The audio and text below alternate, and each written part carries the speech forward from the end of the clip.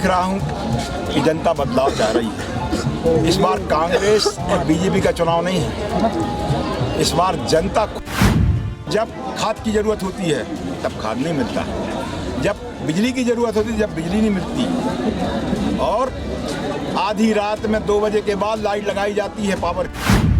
नीयत मर चुकी है इन लोगों की, और यदि यहाँ की जनता को बचाना है तो हमारे जवेरा विधानसभा पहुँचे हैं। दमोह की बड़ी विधानसभा है और यहाँ से कांग्रेस के उम्मीदवार प्रताप सिंह लोधी हमारे साथ हैं। उनसे बात करते हैं कि क्या माहौल वे देख रहे हैं, प्रचार प्रसार में निकल रहे हैं। हमने तो सर्वे किया है, जनता से हमने भी बात की है, कुछ कांग्रेस के समर्थन में है, बीजेपी का भी समर्थन कर रहे हैं, लेकिन उम्मीदवार जो है उसको क्या कॉन्फिडेंस दिख रहा है? आप क्या कॉन्फिडेंस देख रहे हैं इस बार जनता के बीच? प्रथम तो मैं पंजाब केसरी के दर्शकों को शुभकामनाएं देता हूँ और आपके चैनल को शुभकामनाएं देता हूँ, आपकी टीम को शुभकामनाएं देता हूँ कि लोकतंत्र के इस महापर्व पर आप लोग जो मेरे बीच में आए।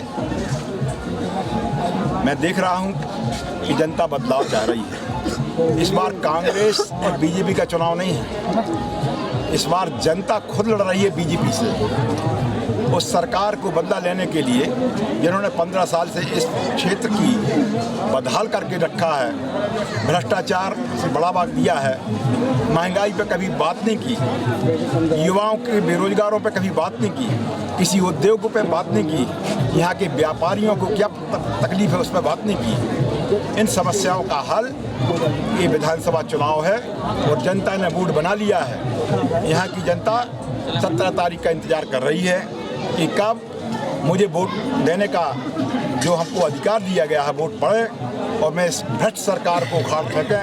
ये हमारी यहाँ की जनता ने मन बना लिया है।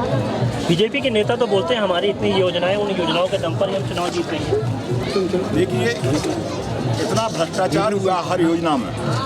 स्व सहायता समूह के माध्यम से पिछले 4-5 वर्षों से गेहूं या धान खरीदी हो रही है, उसमें देख रही है यहाँ की जनता। किसान गाड़ी मेहनत करके धान उपज करता है, गेहूं उपजाऊ करके मेहनत करके पैदा करता है, और जब केंद्र में ले जाता है तो वहाँ 100 रुपया 150 रुपया प्रति बोरे के हिसाब से काटा जाता है। वो पैसा कहाँ जाता है, किसको लिए दिया जाता है? यदि जो समर्थन मूल्य है उतना समर्थन मूल्य ले। मेरा ये कहना है कि जब यहाँ जनप्रतिनिधि हैं, सांसद मंत्री हैं, और यदि यहाँ का मुखिया जो शिवराज सिंह चौहान है वो किसानों को अपना भगवान मानता है, तो क्या उनकी ऐसी आंखें नहीं हैं जो ये देखें कि हमारे किसानों के लिए क्या परेशानी हो रही है? किसानों के लिए जब खाद की ज़रूरत होती है तब खाद नहीं मिलता, जब बिजली की ज़रूरत होती है जब बिजली नहीं मिलती, और आधी रात में 2 बजे के बाद लाइट लगाई जाती है पावर की। एक इंसान होने के नाते वो कैसे अपना पाइपलाइन बदलते होंगे? उनको डर नहीं लगता? उनकी छाती नहीं होती कि उनके भी बच्चों के साथ सोएं? उनको भी ठंड लगती है। ये सब चीज़ भ्रष्टाचार में इतने लिप्त हो गई है सरकार कि इनको सिर्फ पैसा दिखता है कि हम पैसा कहाँ से कमाएं, और वो पैसा आज चुनाव में उनका दिख रहा है और पैसा फेंक रहे हैं। और ये पूरे प्रदेश की जनता देख रही है कि हर महीने उन्होंने कर्ज लेकर लाडली बहनों के लिए 3 महीना का पैसा दिया, 1-1 हज़ार रुपये। यदि सच्चे देशभक्त होते, प्रदेश भक्त होते, तो इन्होंने जब 15 साल से सरकार थी तो इन्होंने ये पैसा क्यों नहीं दिया? क्यों नहीं लाडली बहनों की याद आई? याद तब आई जब उनकी ज़मीन खिसक रही थी, उनकी सत्ता जा रही थी, और सत्ता के इतने भूखे हैं ये लोग कि इन लोगों ने 1-1 हज़ार रुपये देकर यहाँ की जनता की वोट, इनका मत खरीदने का काम कर रही है। लेकिन जनता बहुत सावधान है, समझदार है। परिवर्तन करने के लिए मूड से इस बार हम जहाँ भी जाते हैं, जिस ग्राम में जाते हैं, ट्रांसफार्मर तो हैं लेकिन लाइट नहीं है। 6-6 महीना 1-1 साल हो जाते हैं लेकिन ट्रांसफार्मर बदले नहीं जाते, और बदले तब जाते हैं जब लोग पैसा इकट्ठा करके उनको भ्रष्टाचार के रूप में वहाँ पैसा देते हैं, तब कभी 6-6 महीना बाद किसान का ट्रांसफार्मर आता है। आज प्रत्येक गांव में 2-2, 3-3 ट्रांसफार्मर बंद पड़े हैं। बिजली विभाग के अधिकारियों से बोले तो उनका कहना है कि अच्छी क्वालिटी के ट्रांसफार्मर नहीं हैं।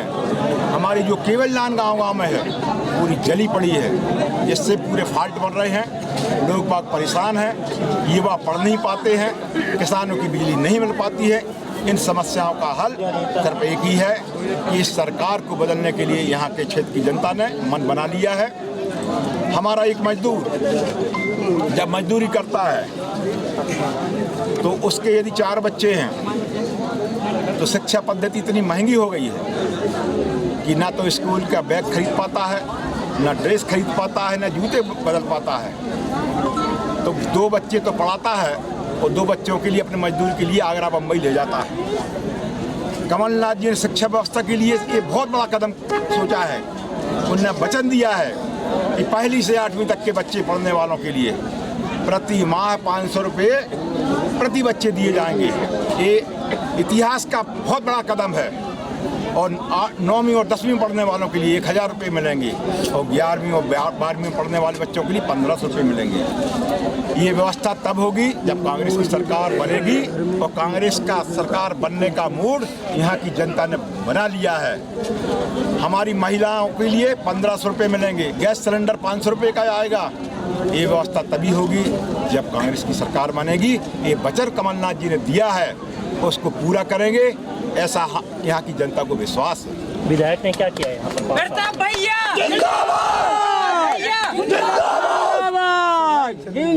यहाँ विधायक और सांसद रहते हुए भी इन्होंने ना तो कभी जनता की आवाज़ सुनी, और भी जो केंद्र हमारे छोटे छोटे गांव में होते थे, 10-10 किलोमीटर पर होते थे, उन केंद्रों को एकीकृत करते हुए, चाहे हमारे खमरिया मोजीलाल का हो, चाहे कुलुआ का हो, ये सब केंद्र बंद कर दिए धान खरीदे के, और इन सबको ले जाके अपने 17 मील पर ले गए जहाँ पर इनका निवास है। इनने वेयर हाउस बनाए। इन्होंने एक ही काम किया है कि वेयर हाउस बनाइए और यहाँ का पूरा धान, पूरा गेहूँ खरीद के अपने गोदाम में भरिए, ज़्यादा किराया हमको प्राप्त हो। हमारे सांसद जी हैं, उन्होंने भी जो 27 मील है सहजपुर महंगा खुर्द के पास 4-4, 5-5 वेयर हाउस बनाए। जो शासकीय वेयर हाउस हैं वो हमारे तेजगढ़ में है, तेंदुखेड़ा में है, अभाना में है। ये सब इनमें नहीं भरे जाएंगे, लेकिन यहाँ की धान, यहाँ का गेहूँ उनके गोदामों में जाएगा। तो ये कैसी नीति है? यदि तुमने पूरे प्रदेश में शासकीय गोदाम बनाए हैं तो सस्ते दर पर वहाँ जाना चाहिए। इससे लागत भी कम होगी सरकार की, लेकिन नहीं, भ्रष्टाचार में इतना मस्त हैं ये लोग कि ना तो कभी जनता की आवाज़ सुनी और ना उनके मन की बात देखी। आज हमारे कहाँ नौरादेही अभ्यारण्य है। नौरादेही अभ्यारण्य में रहने वाले लोगों के लिए कोर ग्रुप में डाल दिया, जबकि बफर जोन में पूरे ग्राम थे। कोर जोन में डालने की क्या ज़रूरत थी? उसकी एक प्रक्रिया होती है, वो प्रक्रिया के तहत नहीं 80% यदि ग्राम सभा जब बुलाए और कहे कि हम सहमत हैं, तभी कोर ग्रुप में डालना चाहिए। लेकिन ना तो उन लोग वहाँ की ग्राम सभाओं को उन्होंने उनके लिए सहमत किया गया, न सहमति ली। और इसी प्रकार राजस्व की एक मंडल का होता है, न राजस्व मंडल की उन्होंने टीप ली कि इनको कोर ग्रुप में डाला जाए कि नहीं, और बगैर डाले इन लोगों ने कोर ग्रुप घोषित कर दिया। अब वहाँ के लोगों ने जब हमारे विधायक जी गए उनसे पूछा कि पूरे प्रदेश में जल निगम के द्वारा पानी पहुँचाया जा रहा है, लेकिन वहाँ पर हम लोग भी इंसान निवास करते हैं, जानवर तो तुमने छोड़ दिए, लेकिन जब तक हम लोग वहाँ हैं 10 साल 15 साल जल निगम का पानी तो हमको पीने के लिए मिले। लेकिन विधायक जी का, यहाँ के जनप्रतिनिधियों का क्या कहना था कि आपको 1-2 साल बाद तो जाना है, इसलिए इतना पैसा खर्च क्यों कर रहे हैं? ये है इन लोगों की सोच। इंसानियत मर चुकी है इन लोगों की। और यदि यहाँ की जनता को बचाना है तो हमारे कमलनाथ जी ने ऐलान किया है कि यदि जो जो गलतियाँ इन लोगों ने की हैं उन गलतियों को सुधारा जाएगा, और कोर ग्रुप में रहने वालों को पुनः ग्राम सभा की बैठक बुलाकर, यदि ग्राम सभा सहमत होगी, सहमति देगी, तभी कोर ग्रुप में रखेंगे। न इनकी वहाँ के लोगों के रहने वालों की लड़ाई कांग्रेस पार्टी लड़ेगी, यहाँ का विधायक लड़ेगा। चाहे हाई कोर्ट सुप्रीम कोर्ट जाना पड़ेगा तो वहाँ भी हम लोग जाएंगे। आप जबेरा को क्या देंगे चुनने के बाद? जबेरा में जो भ्रष्टाचार से मुक्त कराने के लिए हम लोग पूरी भरपूर कोशिश करेंगे। हम लोगों की ज़रूरत के हिसाब से जो बड़े बड़े तालाब जहाँ जहाँ की ज़रूरत है, उन तालाब के लिए हम तालाबों को बनाने की हम लोगों ने जो एजेंडा में रखा है, चाहे एक गोरखा तालाब हो जो कोड़ा कला के नज़दीक है और तारादी के आगे पुच्छी तालाब हो, इन तालाबों से बनने के कारण हमारी ब्यारमा नदी जिंदा हो जाएगी। इसके दोनों साइड रहने वाले लोगों के लिए 12 मासी पानी मिलेगा।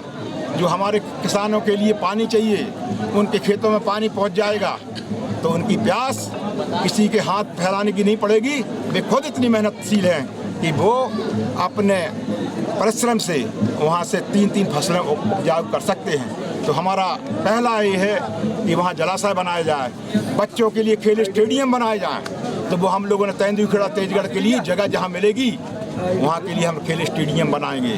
हम बच्चों के लिए हम लोगों ने देखा है पढ़ाई के लिए के साथ साथ कोई भी लाइब्रेरी नहीं है यहाँ पर, तो एक बहुत बड़ा प्लेस है। यहाँ कन्याएं बहुत हैं, जो कन्याशाला और हाई स्कूल सिर्फ एक साथ है, इनको विभक्त करते हुए कन्याशाला भी बनाई जाएगी। वे में हम लोग यहाँ वादा करते हैं। यहाँ के बच्चे राज्य स्तर पर कबड्डी में गए हैं, इन बच्चों के लिए और प्रोत्साहन दिया जाएगा, ये हम लोग घोषणा करते हैं। हमारा यहाँ पर सांस्कृतिक रूप से नोहटा महोत्सव और कोड़ा महोत्सव स्वर्गीय रत्नवेश सालूमन जी ने किया था, और जब तक कांग्रेस की सरकार रही तो मैंने भी कोशिश किया था। लेकिन पुनः यदि अब कांग्रेस की सरकार बनेगी तो नोहटा उत्सव जैसे कार्यक्रम पुनः होंगे, एक नया प्लेटफॉर्म यहाँ के बच्चों को मिलेगा। ये हम लोग आप सबसे वादा करते हैं। ठीक है। नए विजन को लेकर प्रताप सिंह लोधी चुनावी मैदान में हैं।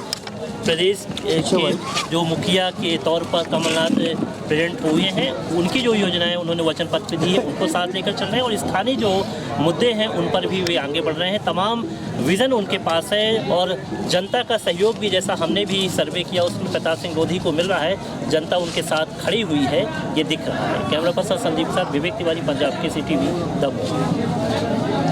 हमसे जुड़े रहने के लिए हमारे YouTube चैनल को सब्सक्राइब करें और नई वीडियो की नोटिफिकेशन के लिए बेल आइकॉन को दबाएं। अगर आप ये वीडियो Facebook पर देख रहे हैं तो लाइक जरूर करें और ज्यादा से ज्यादा शेयर करें। धन्यवाद।